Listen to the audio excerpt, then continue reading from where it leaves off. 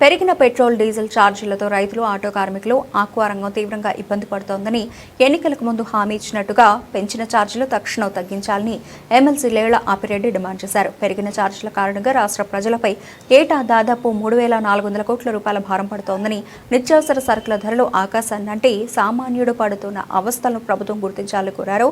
ఓటేసి గెలిపించిన ప్రజలకు మేలు చేయాలన్న దృక్పథం చంద్రబాబులో కనిపించడం లేదని, గెలిచి అధికారంలోకి వచ్చాక మోసం చేయాలన్న ఆలోచన తోనే అలవికాని హామీలు ఎన్నికల్లో గుప్పించారని ఆరోపించారు.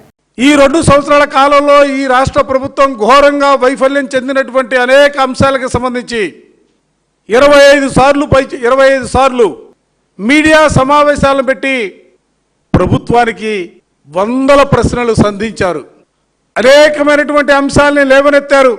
కానీ మా నాయకుడు సంధించినటువంటి ప్రశ్నలకు కానీ లేవనెత్తినటువంటి అంశాలకు సంబంధించి కానీ ఈ ప్రభుత్వం ఏనాడు కూడా వాటికి సంబంధించి లేవనెత్తినటువంటి ప్రశ్నలు తప్పనో ఆరోపణలు తప్పనో అనే మాట కూడా చెప్పలేనటువంటి దౌర్భాగ్యమైనటువంటి పరిస్థితుల్లో ఈ ప్రభుత్వం కొనారిల్లుతున్నటువంటి పరిస్థితులు వాళ్ళు చూస్తా ఉన్నాం. జగన్మోహన్ రెడ్డి గారి పైన దాడి, వ్యక్తిత్వ హననానికి పాల్పడుతున్నటువంటి పరిస్థితులు. మా నాయకుడు ప్రెస్ కాన్ఫరెన్స్ పెడితే నిజంగా ఎక్కడి నుంచి పుట్టుకొస్తారో తెలియదు. 10 మంది, డజన్ మంది మంత్రులు మాట్లాడతారు. ఆ డజన్ మంది మంత్రులు మాట్లాడే ప్రతి మాట, ముఖ్యమంత్రి గారితో సహా మాట్లాడే మాట వ్యక్తిగతంగా జగన్మోహన్ రెడ్డి గారిని టార్గెట్ చేసి మాట్లాడుతున్నటువంటి మాటలు. ఇవాళ రాష్ట్రంలో ప్రజలు అడుగుతూ ఉన్నారయ్యా, ఏంటి మీ భాష, మీరు మాట్లాడే భాష ఏంటని అడుగుతూ ఉన్నారు.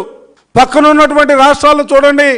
తమిళనాడు చూసినా ముఖ్యమంత్రిగా ఉన్నటువంటి వ్యక్తి ఏ విధంగా ప్రతిపక్షాలను గౌరవిస్తూ ఉన్నారో